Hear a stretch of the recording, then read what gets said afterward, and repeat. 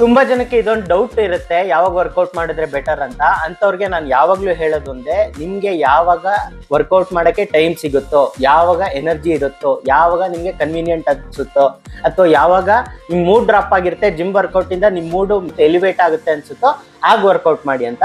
ಮಧ್ಯಾಹ್ನ ಯಾಕೆ best time workout ಅಂತ ಹೇಳ್ತೀನಿ. 9 to 5 ಜಾಬ್ ಮಾಡಿದ್ರೆ ಗೊತ್ತಿರುತ್ತೆ, ಮಾರ್ನಿಂಗ್ ತುಂಬಾ ಅಲರ್ಟ್ ಆಗಿರ್ತೀರಾ, ಆಕ್ಟಿವ್ ಆಗಿರ್ತೀರಾ, ಇಷ್ಟು ವರ್ಕೌಟ್ರು ಸ್ಟ್ರೆಸ್ ಇಲ್ಲದೆ, ಟೆನ್ಷನ್ ಇಲ್ಲದೆ ಇಷ್ಟೇ ಸಮಯದಲ್ಲಿ ಮುಗಿಸ್ತೀರಾ.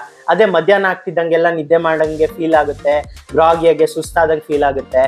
ಅಂತ ಟೈಮಲ್ಲಿ ಪ್ರಾಬ್ಲಮ್ ಆಗುತ್ತೆ ಕೆಲಸ ಮಾಡೋಕ್ಕೆ. ಸೊ ನಾನು ಮಾರ್ನಿಂಗು ಬೇರೆ ಅದರ್ ಆಕ್ಟಿವಿಟಿ, ಜಿಮ್ ವರ್ಕೌಟ್ ಎಲ್ಲ ಮಾಡ್ಕೊಳ್ತೀನಿ.